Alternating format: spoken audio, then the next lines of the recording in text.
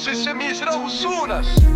Südame embuses vaikuses, me eksleme varjude seas, otsides armu mineviku kaja, nagu sosinad öösel kutsuvad meie vaime, kutsudes valgust. Iga nutetud pisaraga langeb tarkuse viim, puhastav tants, mis pese ära valu soosuuna ajas, kus armastus võib veitseda, andestus juurdub, hajutades kurbus. Mõtteobjektiivi kaudu hakkame nägema mustrid, mis olid sassi läinud, on nüüd vabastatud. Kognitiivsed niidid kududes uusi mustreid, kootud meie lood kui tervenemine vast jooga venituses ja meditatsioonipausis. Me leiame vastuse, mida otsime põhjuse, keha ja vaim, jumalik sümfoonia liikumises ja vaikuses meie südamed põimuvad.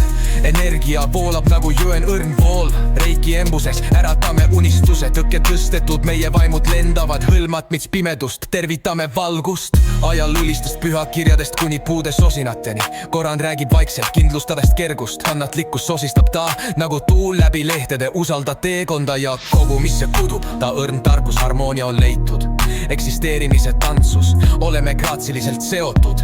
Vuu-vei, vaevata, omaks praegu, laske lahti pinged, õpime lubama, Buddha selge õpetus meenutab meile, et see on tõsi. Mutlikkus voolab kõiges, mida teeme, kannatus vaid nagu udu koidu ajal. Teadlikkus ärkab, uus päev sünnib, kirjakohtadel lehtedel piibel avardub, armastuse toistamiseks kui andestus. Lotto, vabane oma kibedusest, eeveslaste noa hoolivuses ja kaastundes, leia vabadus, ole vaba. Nii et koguge need niidid, kuduge need üheks, elu vaibal on meie teekond alanud, tervendamine meie eesmärgiks ja armastus juhib teed, käime käsi käes heledama päeva suunas, sest teekond sisemise rahu ei käida üksi, südame embuses leiame oma tõelise kodu.